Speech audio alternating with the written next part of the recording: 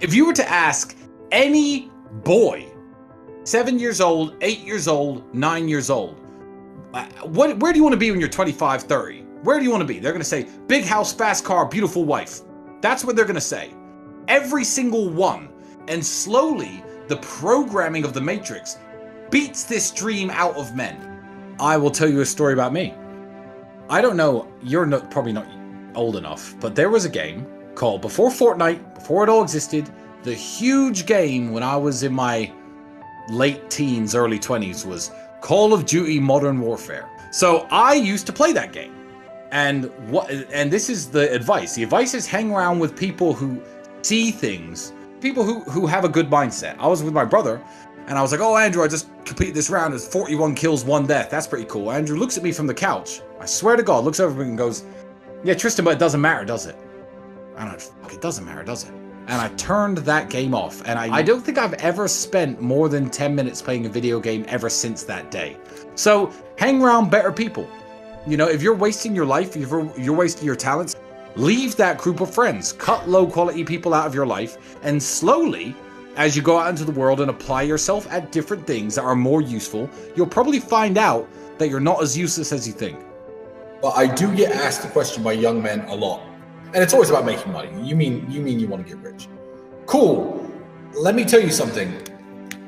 First and foremost, almost no one ever gets rich. The internet will preach all this, oh, your time will come when the universe thinks it's right and all this. No. Most people work their shitty job, live their shitty life, live their shitty old age, and then they die. And most people never ever get rich. They never get to live like Sterling. And that's the reality for most people. So, first of all, understand that and get your ass into gear. Second of all, and my advice is non-advice. If you took 100 people, 100 millionaires at random and put them in this room, and you asked all of them, how do you make $1 million? You're going to get 100 different answers. Elon Musk would say, I invented PayPal, and Jeff Bezos would say, I sold books online. Like, you're not going to get a definitive answer. So what do you think? Not necessarily what do you enjoy. Do what you enjoy, because most of what you enjoy won't get you paid. What do you think you could be good at? Sit and analyze yourself. What do you think you could be good at? Ask yourself that. I don't know you. What are you good at? Think about what you think you could do and answer the question to yourself. I can't tell you. And that's my advice. Like, look where money is moving and stand in the way. I know a dude, when I was trying to buy a part for my car, he was like, oh, I know someone who's got car parts, will sell it cheaper. He heard I had a problem. He heard I was going to spend money on a car part. He jumps in the middle, probably made himself $1,000. I don't care how much he made. He saved me money. Look where money is moving and get in the middle. That's a good starting position. I never wanted to be a multimillionaire. Andrew once said to me, famously, Tristan, if we could just find a way to make like 50, 100 pounds a day from home, that would alleviate a lot of our problems. Start small, because as you climb the mountain and you reach where you wanted to reach, you realize that there are new mountains to climb. There are new mountains to climb for me right now. And I'm at a level that a lot of people can't even dream of getting to. But you see it. It opens new doors when you accomplish the goals that you're aiming for. And it opens your eyes to what's possible from there. So don't think I want to be a multimillionaire. Think, okay, I want some financial independence. I want to work 20 hours at the fast food store instead of 40, but supplement my income from home. Okay, I've done that. Now I have more free time. Where do I go from here? I've reached that mountain. I've seen what's possible and aimed higher. That's it. So don't think how am I going to become a multimillionaire. Think of your short-term goals. Make sure your mother works less, buy yourself some nicer clothes, live in a better apartment, and think of how you can make those things happen. And as you go up in value as a man, you'll learn a lot about yourself, and from then you could tackle bigger goals. Stop wasting your time. So I was 17, I was working at a fast food restaurant making sandwiches. Now, the internet didn't really exist as such, but looking back on it, it was part of my journey. And I regret nothing because I ended up where I am. So would I even go back and tell myself anything is the question. If I had to, it would be to not burn so much of my time. Let's talk to the 17-year-olds who are listening. Do you finish your job, come home, play video games, etc.? That's what I used to do when I was 17 a little bit. What I didn't do is come home and think, okay, let's work on something new. Let's try and build something. Let's start a YouTube channel. Let's start creating content instead of consuming content. I'd tell myself to be a little bit more proactive with my free time and not around so much. And being a gentleman is very, very important. There doesn't have to be a winner when you're going on a date with a woman and you're looking to sleep with her and she's looking to have a good time, you could both go home happy. You really can. You don't have to feel like you defeated her somehow or you tricked her somehow, and she doesn't need to feel like she used you somehow. You can have a wonderful evening. You're nice to her. You open the car doors. You buy her a bouquet of flowers. You have dinner. You make love. You go home. She's happy. You're happy. It's down to you. It's personal accountability.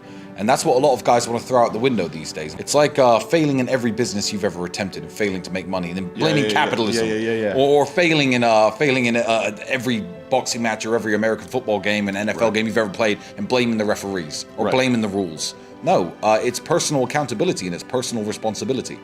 So I think a lot of these guys need to really, really look in the mirror, as I do. And sometimes I look at myself and think, Tristan, okay, you're a little out of shape.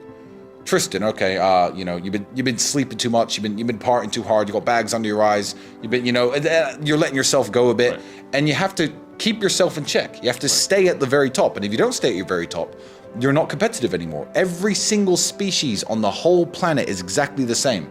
Every single female of every single species looks at the most competitive males and thinks, those are the ones I want to have my children. And women, human women, are exactly the same. So if you're not having the success with women that you want, don't go out there trying to blame women, and don't go out there trying to change women. And what people don't want to hear is that to become Tristan Tate was a slow process of hard work that took me 15 years. And I'm still working on myself.